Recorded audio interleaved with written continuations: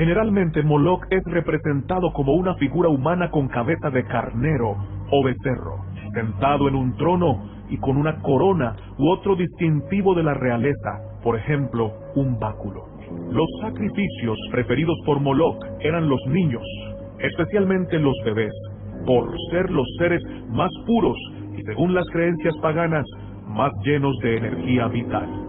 En los templos en los que se rendía culto a Moloch se encontraba una enorme estatua de bronce de ese dios. Esa estatua estaba hueca y la figura de Moloch tenía la boca abierta y los brazos extendidos, con las manos juntas y las palmas hacia arriba, dispuesto a recibir el holocausto. Dentro de la estatua se encendía un fuego que se alimentaba continuamente durante el holocausto. En ocasiones los brazos estaban articulados, de manera que los niños que servían de sacrificio se depositaban en las manos de la estatua, que por medio de unas cadenas se levantaban hasta la boca, introduciendo a la víctima dentro del vientre incandescente de aquel terrible dios. Plutarco relata lo siguiente en Supersticiones, página 171. Antes de que la estatua fuese llenada, se inundaba la zona con un fuerte ruido de flautas y tambores, de modo que los gritos y lamentos del bebé no alcanzaban a los oídos de los padres ni de la multitud. Diodoro escribió: había en la ciudad una imagen de bronce de Cronos. Este dios griego es relacionado con el dios Moloch. Este tenía las manos extendidas, las palmas hacia arriba, y cada niño que era colocado en ellas era subido y caía por la boca abierta dentro de aquel fuego. Teodoro también relata que los familiares tenían prohibido llorar, y que cuando la ciudad de Cartago fue derrotada por Agatocles, los nobles cartagineses creyeron que habían disgustado a Moloch y que por esta causa habían sido derrotados. De manera que reunieron la mayor cantidad de niños, intentando compensar al dios, y realizaron un holocausto con niños de las mejores familias. Se cree que ese día sacrificaron alrededor de 300 niños de manera ininterrumpida. La gigantesca estatua de bronce estaba al rojo vivo, y las tropas que sitiaban la ciudad asistían al macabro espectáculo desde las murallas exteriores que ya habían conquistado. Los que ofrecían a sus hijos quedaban convencidos que los niños morían felices, porque el fuego producía en la cara de los niños una aparente risa al contraerse la piel. A esta risa le llamaban risa sardónica, puesto que creían que reían al morir. Acá había un imperio. Él tenía su imperio, tenía los sacrificios humanos de niños inocentes. Y vino esta mujer, que es la Virgen, y destruyó su imperio cuando aparece la Virgen de Guadalupe con su niño, anunciando a los indígenas y a todos nosotros que ella vive y que ella viene como madre a enseñarnos y a traernos a su Hijo Jesús. El demonio está enfurecido con eso, pero dice: ustedes son unos estúpidos, porque yo ahora, ustedes fueron descuidando las cosas y yo ahora volví a tener mi imperio. Empecé con los sacrificios humanos de vuelta porque eso me da culto. La sangre de los niños inocentes a mí me da culto. Pero el peor pecado en México, esto es una consecuencia de otros pecados. Yo creo que lo peor que pudo haber hecho México es sacar a Dios del corazón del hombre, de la sociedad, del reinado social de Cristo en México como venía estando.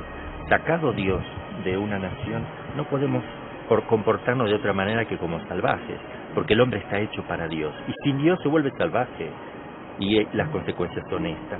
Y entonces dice el demonio que él tiene poder para cobrarse una vida adulta en México por cada niño abortado, es decir, a través de los secuestros, de los narcos, etcétera, que mueren adultos de la misma manera como son y matan a los niños, ¿no?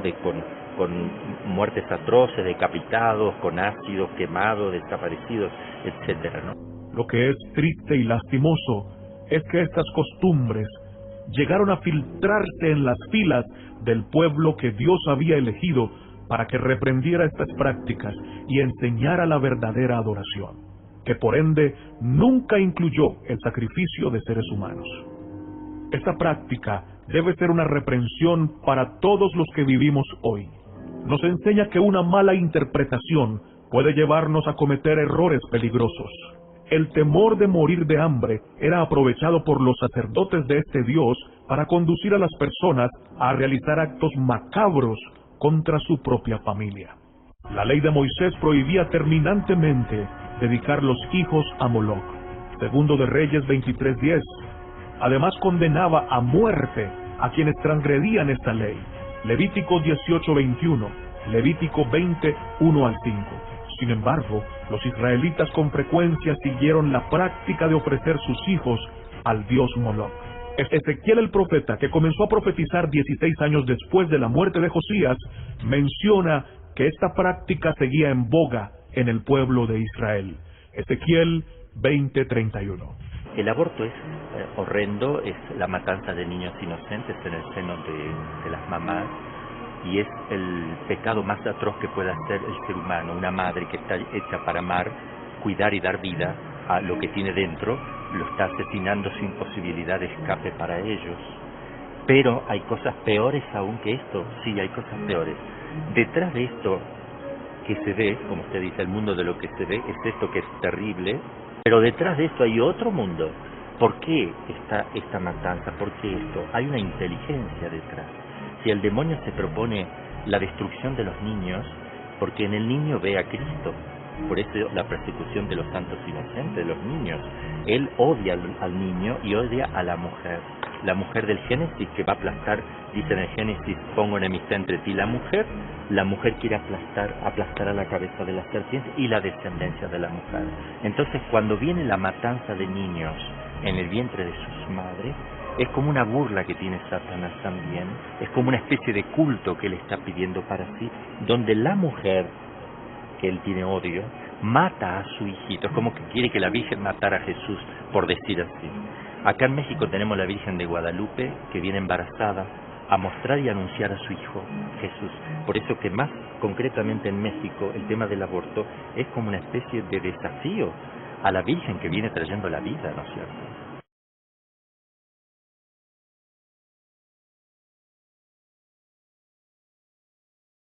Fíjate ahora cómo esta chica con el rostro cubierto, con una caña, golpea al vallado metálico. Detrás del vallado metálico sí están los cordones de la infantería de la Federal. Aquí una pelea entre una mujer con el rostro cubierto, un muchacho con la bandera papal que se planta aquí frente a la catedral. Los empujones, los insultos. Han tirado un pequeño gas. Sí, Pancho, te cubrimos nosotros un poco. A partir de ese lugar donde... Mire, si tenemos en cuenta el aborto, no es solamente los niños que se matan sabiendo que están allí, también se matan sin saber que están allí. Por ejemplo, los anticonceptivos, todos los anticonceptivos son abortivos a su vez. ¿Cuánta gente aborta sin saber? Millones y millones de abortos por anticonceptivos abortivos, por ejemplo. Esto no se puede ni calcular. O sea, la posibilidad queda abierta a miles y miles y millones de seres. Son seres humanos. Desde el momento de la concepción ya son seres humanos. Tienen su almita, tienen alma y tienen su materia organizada. Por eso tiene el alma. Cuando el espermatozoide se une con el óvulo, se da lo que se llama la materia organizada. Y cuando se da eso instantáneamente, en el momento que se da eso, se infunde un alma creada por Dios allí, que es lo que le da la vida a eso. Entonces, en el momento en que se produce esa unión sin tiempo, todo se da instantáneamente, pero con un orden lógico, materia organizada, alma infundida, allí hay vida. Por más que se vea un puntito, está todo el código genético allí en esa concepción. ¿Cuántas miles y miles? Después también, si queremos considerar los abortos ya de niños de 1 mes, 2, 3 para adelante, ¿no? Entonces vi unas mujeres arrastradas por cadenas, llevaban cargas como mulas, eran golpeadas atrozmente y atormentadas, les abrían sus vientres, las dejaban gritar, las despedazaban, les daban con unas cuerdas como de hierro, le daban como unas cuerdas como de hierro, las insultaban, le mostraban sus crías, entre paréntesis hijos, que ellas habían asesinado, y se las amarraban a sus pechos. Ellas oían el llanto y los gritos de sus hijos: ¿por qué me mataste, mamá? Al grito del niño sus pechos se desgarraban y empezaban a sangrar, sus oídos sangraban, y todo aquello era horrible. Pregunté al Señor: Señor Jesús, ¿quién son esas mujeres y por qué sufren tanto? Me contestó: son todas aquellas que han matado a sus hijos en el aborto. Sufren porque hicieron de sus vientres tumbas, y el vientre es para dar vida.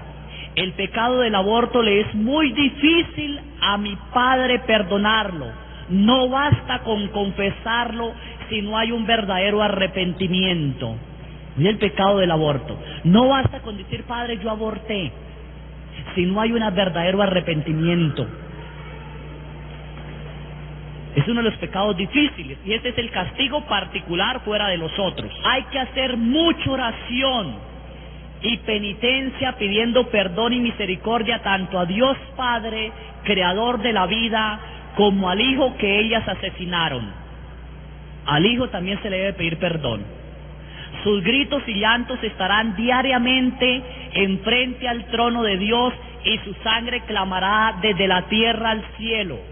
Y me dijo: ore por ellas, porque algunas están vivas y pueden arrepentirse, pues muchas van por el camino del infierno. Muchas van por el camino del infierno.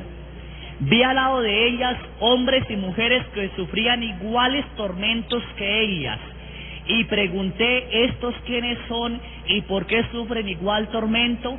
El Señor me dijo: son todos los cómplices del aborto, los que les ayudaron.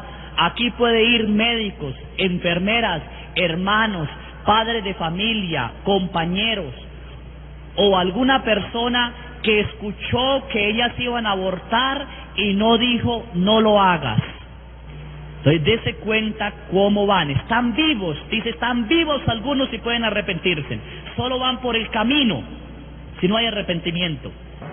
El hombre ha dividido al ser humano. Es como una especie de esquizofrenia ontológica, donde se saca del hombre lo espiritual y lo material, como si el hombre fuera un animal simplemente, ¿no? O como si fuera materia sola. Y entonces se hace la distinción, o se intenta hacer una separación radical entre el cuerpo y el espíritu, y el hombre es un ser íntegro.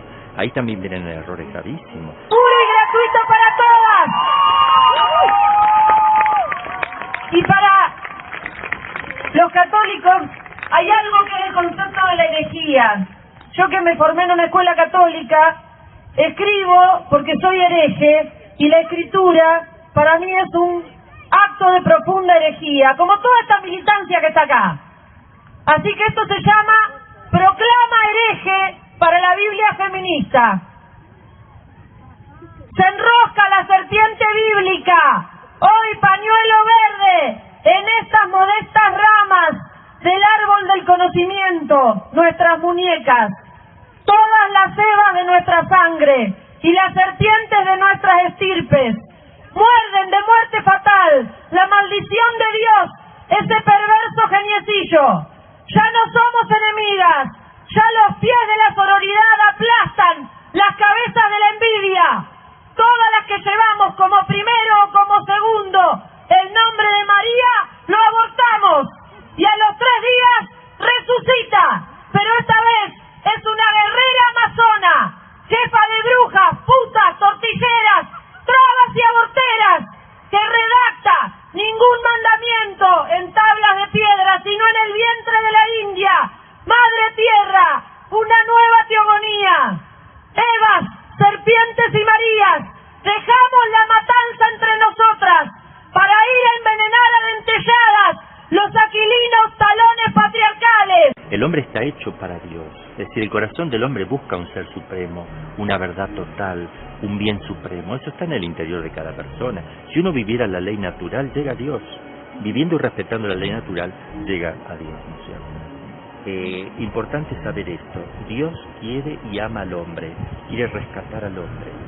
La Virgen está haciendo su obra, ella quiere llevar a los hombres a Dios, así como se presenta la Virgen de Guadalupe, mostrando su niñito en su seno, mostrando y anunciando su primera venida, también de alguna manera está anunciando la segunda, y ella de alguna manera anuncia la primera venida cuando muestra en su seno que viene su niño, pero está anunciando también que detrás también viene la segunda venida, y ella está preparando el camino de los hombres para que los hombres lleguen a la misericordia de Cristo. El pueblo sabe responder. A través de la adoración eucarística se va a responder reparación, a través del rezo del Santo Rosario, a través de la consagración al Corazón Inmaculado, salir a la calle y hacer lío, como dijo el Papa, es decir, no tener miedo, no tener miedo a los sacerdotes, no tener miedo a los obispos, no tener miedo a los laicos, hay que salir, hay que gritar los derechos, hay que defender la vida, hay que defender los derechos de Dios, no solamente los derechos del hombre. Hablamos de los derechos humanos está bien, pero también no nos olvidemos que Dios tiene sus derechos y ante todo son más importantes los de Él que los nuestros. Nosotros vivimos porque Él es infinitamente bueno y existimos porque Él es pura bondad, pero los derechos de Dios también los tiene, entonces hay que aprender y ver cuáles son sus derechos, ¿no? Y respetarlos y amarles. Buscar trabajar para que el Corazón Inmaculado de María triunfe en México y en el mundo. Y ese triunfo va a consistir en un trabajo especial que la Virgen va a hacer en el corazón de las personas para llevarlas a la misericordia infinita de Cristo.